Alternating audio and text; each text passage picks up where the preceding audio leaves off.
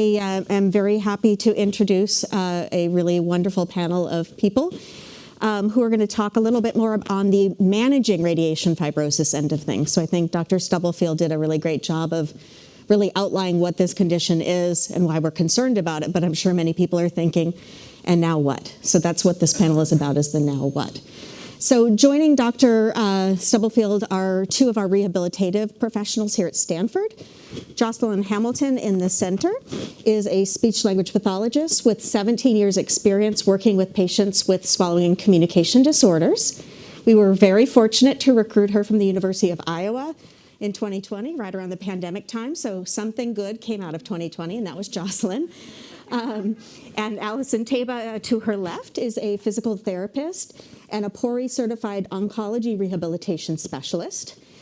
So we are going to open to questions. I have some questions from our online attendees, but if you have questions, please feel free to raise your hand. Some of our volunteers will bring microphones to you. So what I'll do is start with an online question while people decide if they want to ask other questions. First question for Dr. Stubblefield. What about using stem cell therapy or RPP therapy to help with fibrosis? Yeah, great question. Is this on? Yep. Okay, you guys can hear okay? Yeah, so I get the stem cell question a lot, and it's one of those things that seems like it's going to be a great idea. The problem with stem cells is that you're never quite sure what they're going to turn into. Right, so it's nice in certain situations, but you haven't actually, nobody's really succeeded in getting them to reconstitute the full breadth of tissues that have been damaged. They're more likely to turn into a sarcoma than they are to turn into muscle or nerve there. So we're still very far way away from having stem cell therapy actually be the answer for radiation-late effects, as best I can tell. And again, my only minimally educated sense is that what will probably happen in terms of a treatment that actually is meaningful in head and neck, other than sort of the conservative therapies I'm offering, will be something like some of these biologic agents. It'll probably be a targeted agent or a series of targeted agents that impairs this abnormal cascade that underlies radiation fibrosis. But we're still a ways away from that. I haven't heard of any breakthroughs, but that seems like a way of sort of mitigating the radiation late effects cascade.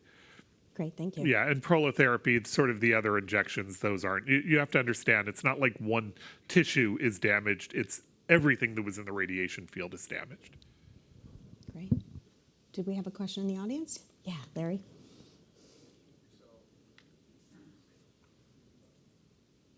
Not yet.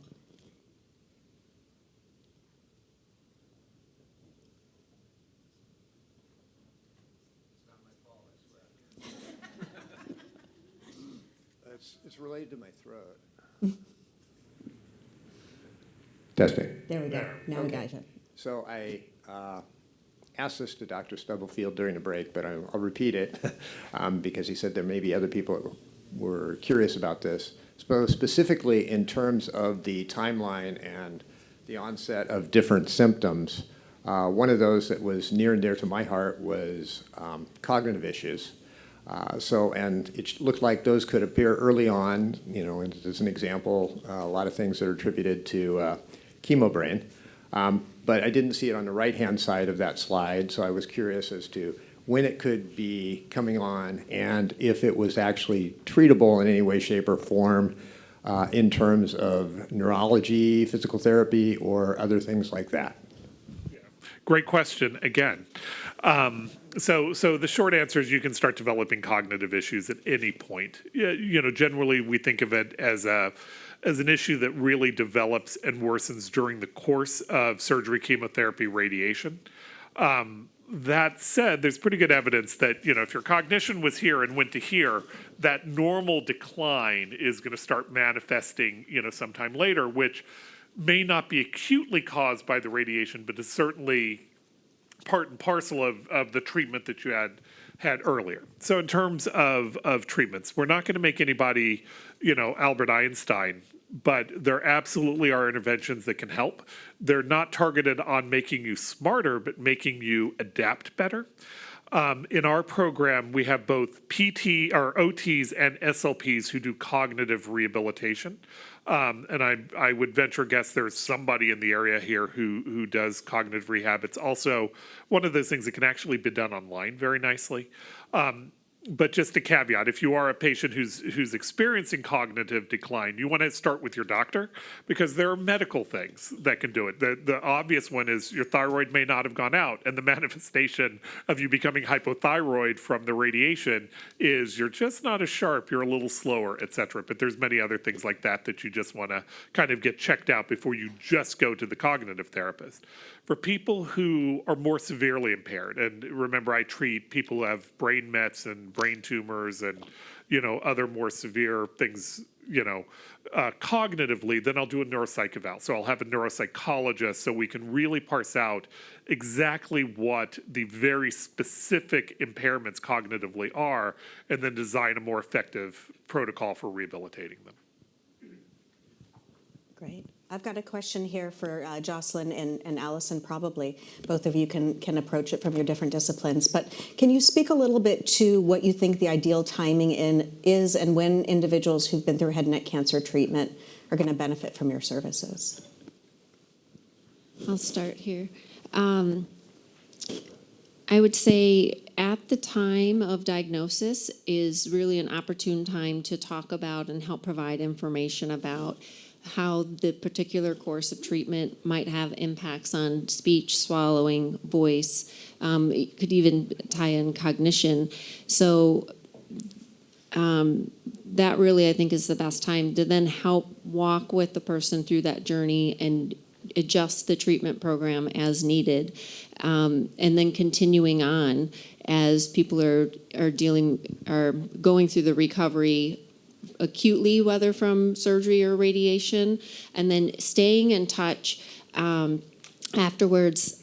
I sometimes work with individuals and they're so glad to be through their treatment and things are going so well and swallowing's doing well and I have to make my case. Let's stay in touch and let's keep evaluating how swallowing is going because of the risk for the changes that can occur later on.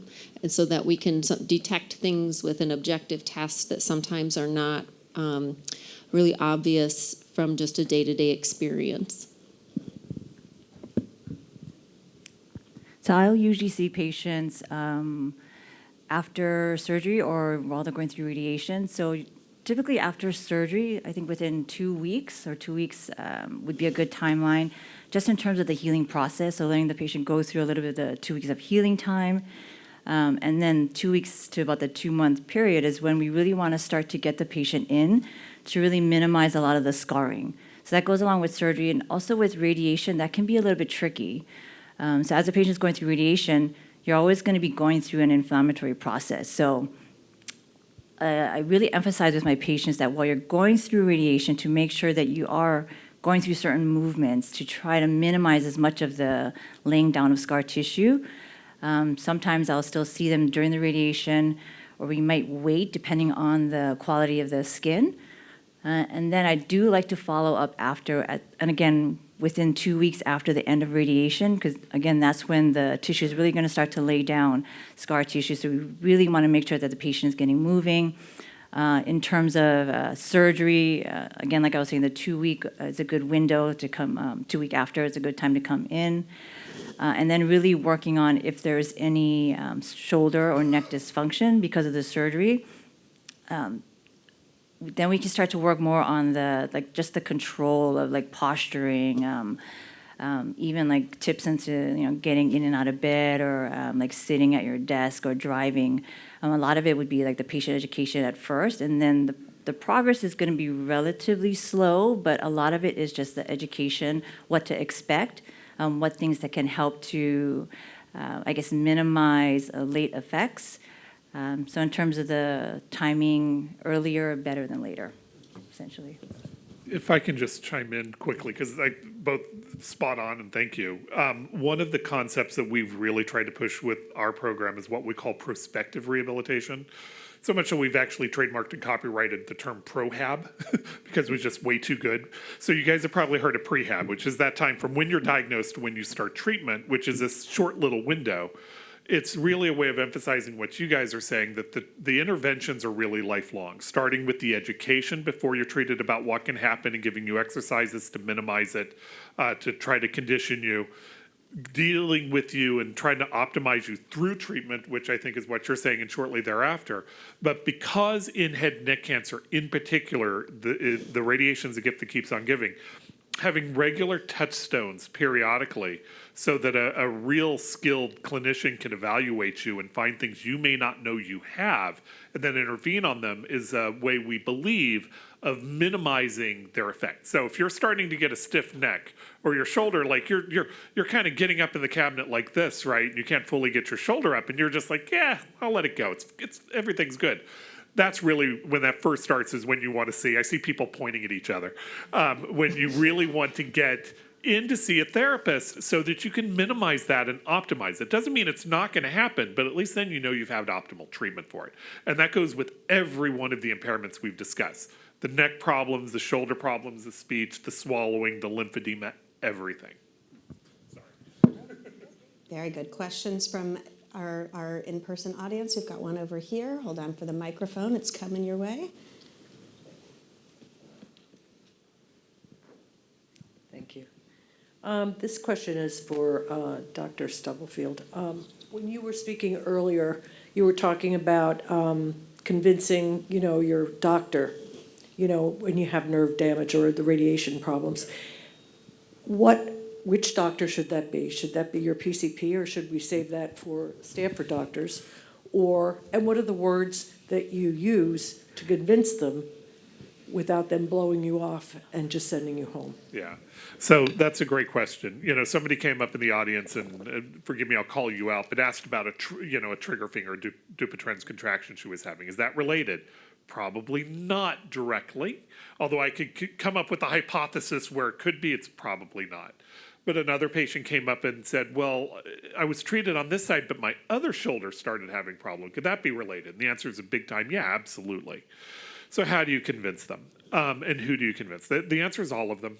You may not know, but the doctors, in my experience, radiation-late effects are complicated. We're just now starting to fully understand them. So I don't judge them for not immediately knowing that things are radiation-late effects. It doesn't mean they're not a good doctor. It just means they haven't been educated on this.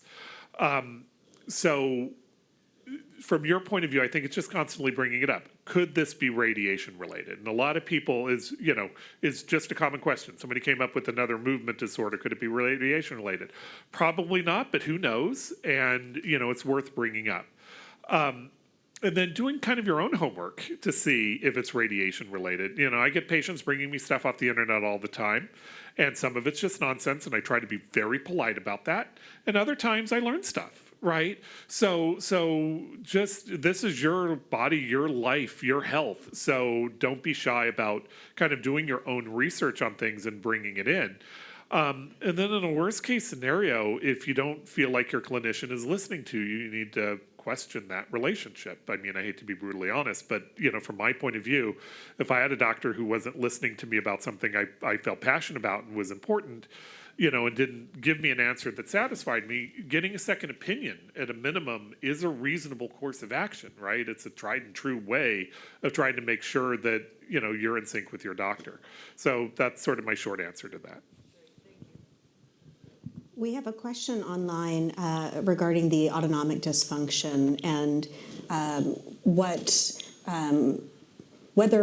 kinds of treatments may be available for that, and is that something that you can see sometimes after radiation, sinonasal tumors specifically? So the question about autonomic dysfunction, which is largely baroreflex failure, which are these little thermostats at the bifurcation of the carotid arteries in your neck, that they're basically your thermostat, right? So if your blood pressure shoots up, it's supposed to drop your heart rate, right, and vasodilate your brain to protect everything. And just like, if you were to spray salt water on your thermostat at home, frying it with radiation makes it not work well. And it's very common in head and neck. The biggest series on it's like 25 patients out of Mass General, and I've probably got 100 in my practice right now with this disorder. So how do you treat it? It's very hard to treat. You can't cure it.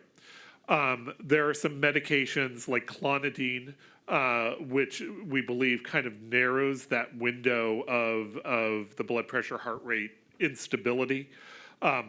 Some patients you really need to control for the floor, so their biggest issue is passing out. Getting dizzy when they stand up or urinate or other things that traditionally drop your blood pressure. Others don't crash out that much, but they'll get headaches and be at risk for stroking for systolic blood pressures in the 220s and above, which I see. So it really needs to go to a cardiologist, preferably one with some autonomic knowledge. And there's some autonomic labs, like Vanderbilt actually has a really good autonomic lab. And I've sent patients to there from the New York area just because it starts getting out past my skill set. My job, is to identify it and then treat it. And I've had our therapists actually say they identify it in therapy a lot, where these patients are just unstable. And believe it or not, some of the therapeutic interventions will actually help normalize it, presumably by kind of improving the skin turgor, right? Just the fibrosis in the neck, if you can kind of stretch it out. A lot of the compression on the carotid that does it may be mechanical in addition to intrinsic to the nerves in that bundle. But I've had a lot of therapists say that it helps. I've had therapists say, or patients also say, that when I Botox them, again, for the fibrosis, for these neck spasms, that will help normalize it. But regardless, you need to start with a cardiologist who is educated on this, because this is it's not a common disorder, and there are specialists within that specialty that are better at it than others. Great. Question for Alison. Dr. Stubblefield showed a picture of a patient with pretty significant dropped head positioning. Can you talk a little bit about what folks can do to prevent that from happening? Or if they're starting to notice that, what would your recommendations be? I guess fortunately I haven't seen someone that severe, but I definitely have a lot of patients that complain about neck weakness. For example, just lifting their head to get out of bed. So what we start with is basic posture, maybe ideas of bed mobility, how to get in and out of bed. And then we start with just like a simple neck strengthening exercise. So you can start in a supine or laying on your back position, and eventually then we progress that to standing and sometimes into a prone position. So just different positions to activate the appropriate muscles, all a while really paying attention to posture.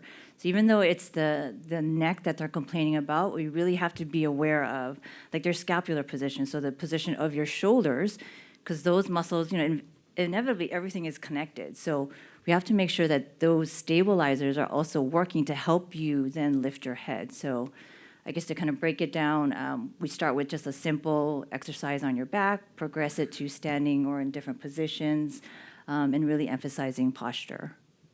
Great. Jocelen, question for you. When is it too late to continue jaw exercises? This individual uses the Aura Stretch. They've been struggling for several months, increasing range about 1.5 years post-radiation, currently at 30 millimeters. I would say it's always a good idea to continue doing jaw stretches, mouth opening stretches. We have a colleague we met and she called it 3-Finger Friday, and I now share that with my patients every Friday. Can you do your 3 fingers or whatever it is? I would say to be persistent and touch base with your clinician. In my practice, it's been evolving that I'm doing more hands-on manual therapy to also assist to help mobilize the tissue and then follow with stretch. And so if you haven't seen your clinician recently, or if your clinician isn't doing manual therapy, go to somebody that can do some of that hands-on manipulation that can just help facilitate a stretch and modify it, where there's research that keeps coming out, and we keep learning as clinicians of how best to improve our treatment. So to revisit and stay in touch and try some adjustments to the program. Great. We got another hand in the back here. Hi again. Is this working? Not yet. Testing. 1, 2, 3.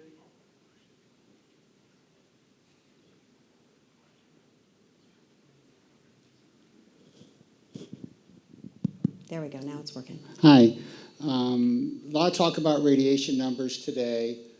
My question is, I really don't know how much radiation I've received. Again, I went through the protocol. You talked about 70 guys for head and neck, so I'm assuming I had that. But I've had a lot of CT scans, a lot of X-rays. I'm sure in the future I'm going to have more X-rays and CT scans. Who's keeping track of my radiation numbers? I mean, arguably I should, but I need to know these numbers. And also, is there like a range for the maximum amount of radiation that we should get before we say, no, I don't want the CT scan because it's too much? Thank you. Congratulations, first of all, on giving a question I've never actually had before, but it's a good one. As you imagine, I do a lot of this, as we all do. So it's good, I think, to have your radiation treatment summary, which is the note that your radiation oncologist would have written at the end of your treatment, which will say exactly what the fields were and what the total dose was. It's just usually one of their notes that you can get from their office if you've been treated recently. We used to talk about CT scans as being very high dose radiation back in the film days. Remember that, before digital?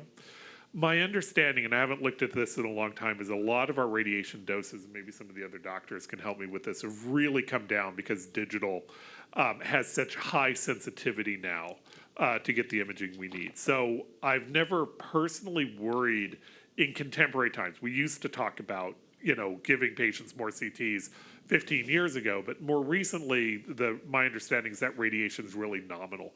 Meaning, if you're going to take if you're going to fly from New Jersey to Stanford, right, you're going to get a radiation dose that's probably equivalent to most of those screening tests. So I don't know that there's an easy way to either get that dosing or to know cumulatively, and I don't know that it's actually important clinically, if that helps. But your radiation treatment summary, that I would get.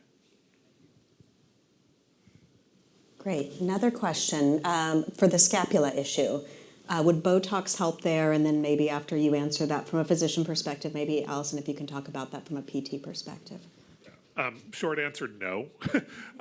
So the places where Botox will help you are in the front of the neck when the sternocleidomastoid, this big muscle here, is spasming, and the scalene's the muscles behind it, and sometimes some of the other strap muscles. And it's a pretty easy shot for somebody who knows how to do it. I've never hit a carotid artery to my knowledge. At least I've never had one squirt across the room. Sorry, dark sense of humor. It goes with the job. They're looking at me like, ah. So it's a pretty easy shot to do. It really is. It takes so much longer to mix the Botox than to put it in and to do those. And those really help with the spasms. The other place I will routinely do them, we talked about trismus, into the masseter muscle, if the muscle out here is tender. Now, it's not going to open your mouth. What is going to do is take away that muscle spasm component so our therapists can get your mouth open, right, using a jaw stretching device of various types. And the one I like the most, I like the dynamic stretching. There's like a Dynasplint that's a low load prolonged stretch. I like that better than like the Therabite and the Aura stretch for the majority of my patients. If you put Botox in the back of the neck of a head and neck cancer patient, they're going to go thunk. And I see that all the time. So the patients are going to complain, oh, my neck's killing me back here. And some doctor is going to half know that, oh, yeah, Botox helps with that, and put Botox in there and just give you a neck drop. Now, it should go away because the beauty of the Botox is it wears off after a few weeks, but avoid that at all costs. It's just not a good thing. And now for your shoulder, again, the reason for the shoulder dysfunction is the weakness. Just to be clear, the Botox works in two ways. It works by poisoning where the nerve talks to the muscle, the gap junction, inhibits the release of acetylcholine, which is a neurotransmitter, just locally where you put it. So it temporarily weakens that muscle, and then that nerve starts branching. And it takes about 6 weeks for that branching to occur, for it to heal, to overcome the block that you just did. So that weakness put into an already weak shoulder is just going to make it weaker. So I can't even conceive of where I put it in there. So masseters for trismus, neck. I can put it in other muscles for trismus, but it's very uncomfortable to get into like the medial pterygoid and prone to infection and bleeding. So I can do that, but don't generally. So the real treatment for the shoulder dysfunction is sitting at the end of the table. Yeah, and again, I guess the reason that the Botox is not going to work for the shoulder dysfunction is because the muscle that you're targeting isn't actually in spasm, opposed to where the sternocleidomastoid muscle is in spasm. So again, like you were saying, you're going to cause a bit more weakness in that muscle. So it's really the control, working on the control of that muscle, like how it is moving your shoulder blade, and then working on the strengthening is what's going to be more beneficial. There was another thought I had, and it went out of my head. Posture, yes, posture, like that all goes along with the shoulder rehab. It'll come back to me, I'm sorry. But again, yeah, Botox in that area is not going to be beneficial, and I would not recommend it. Oh, the other thing I was thinking of, so I think the question might also come from patients will often complain about they feel stiff, that their shoulder is going to feel stiff. But it's not because of the muscles in spasm, it's because the muscle is weak. So if the muscle is weak, it's not able to then position your shoulder correctly, so you're going to feel a lot of that stiffness because other muscles are having to overwork. So again, it's more about muscle weakness and posture. Yeah. Good. Question for Jocelen. For folks who are having trouble swallowing long term, what kinds of treatments or recommendations do you have to help reduce risk of pneumonia? Well, I would say each person is different, and so you definitely want to have a full workup with a speech pathologist who's experienced in working with patients with head and neck cancer. So just kind of broadly, so that exercises and strategies can be prescribed and taught appropriately. The concern about aspiration pneumonia, we all aspirate, we all have something accidentally go down the wrong tube, we're all not in the hospital with pneumonia. So there's multiple factors that go into the risk of developing pulmonary consequences from aspiration. So it has to do with what's going in the airway, how much, overall health of your immune system, how well you can cough something out. Do you have a good robust cough that you can cough something out? So, and another factor is oral care, in that there's thorough oral care, that there's not an overdevelopment of bacteria in the mouth, that when you're swallowing something, it's picking up a high load of bacteria and then carrying that into your lungs. So all of those factors. So when I am working with individuals that have this chronic difficulty of food or liquid going in their airway, kind of looking at these different factors, which ones might be more of a concern for them. And there is a particular type of therapy that there's been research on and a real movement towards in our field is doing expiratory muscle strength training, EMST, expiratory muscle strength training. And so we'll assess somebody to see if this seems necessary to help provide a robust cough to improve the pressure so that they can expel something from the airway more robustly.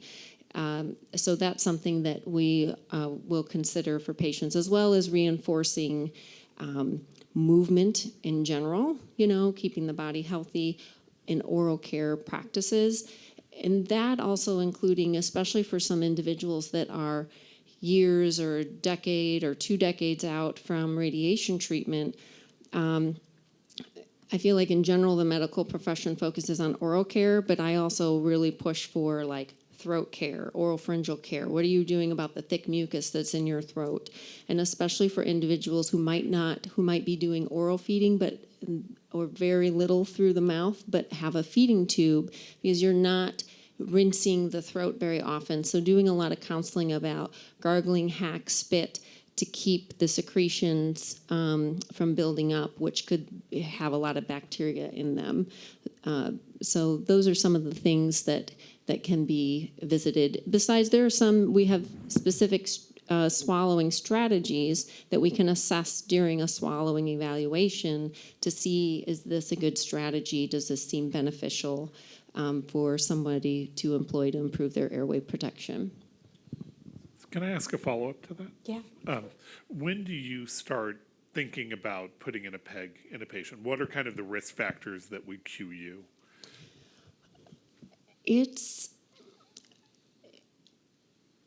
I usually have ongoing conversations with an individual. Sometimes we'll meet somebody and all of a sudden it's like, oh no, the swallowing is really a concern. There's a lot of aspiration. They've been losing weight. And it's usually a discussion between the medical team members and the individual who's having the difficulty swallowing. I've had some individuals where, we've been talking for over a year about the potential. I push for somebody who's having chronic aspiration to see a pulmonologist and get a baseline evaluation of, it's the lungs that take the hit, how are the lungs doing, so that they have that information and can have a follow-up maybe 6 months, 12 months later, depending on what the pulmonologists think. And then also seeing, with the team discussing what is the nutritional status like, what is the weight like. But it's a decision that that I feel like I like to discuss with everybody and see how this is going. Sometimes, unfortunately, some people get sick, they end up in the hospital and they get the feeding tube that way. But I've found that patients have shared it's been helpful for them to meet with a pulmonologist to actually see how the lungs are doing. That helps give them information and a little bit of monitoring of, is now the time that I do want to get a feeding tube or not? And then during that time, we can have a lot of discussions and education. Just because there's a feeding tube doesn't mean that you're going to stop swallowing, and talk about, how can we take what is taken orally, have it be as safe as possible. And also to maximize quality of life and manage dry mouth, dry throat, and those kinds of things. Perfect. Well, I think we could probably sit here and ask about 400 more questions, but our time is up. So we're going to go ahead. We'll take one more quick question, if it's a quick question, and a quick answer, you guys. I'm watching you. Hi. Can you hear me? Yes. Yeah. Okay. So my question is a long-term effort. So after the radiation, can we be certain after certain years or something saying that we should not worry about the radiation now? Like, for example, 5 years or 10 years or 15 years, we can say that the radiation effort has gone, or it can be done. And if it is done, what we need to do or take precautions to make it go away or something. Yeah. So the short answer is no. This isn't like, when you've survived cancers for 5 years, your risk of the cancer coming back gets smaller. You're a survivor, you're considered, cured in about years. Radiation is a gift that keeps on giving. If you've had radiation, there is no expiration date on when you can have issues related to that radiation. For the rest of your life, you have to worry that the radiation can cause issues, big or small. It doesn't mean that everybody who gets radiation is going to end up like the pictures I showed on here. But everybody came to this meeting, so I'm guessing everybody in the room has some issue. And if one of us were to go evaluate, there's always stuff, right, on people. But everybody in the room has some medical issue of something that's wrong. The real question is it going to really compromise your function and quality of life? And the answer to that is sometimes it will. But we have interventions to try to minimize that and to try to make it as good as possible. But there's no expiration date on the issues. Perfect. All right. Well, thank you all for a wonderful panel, and we'll move on to our next speaker.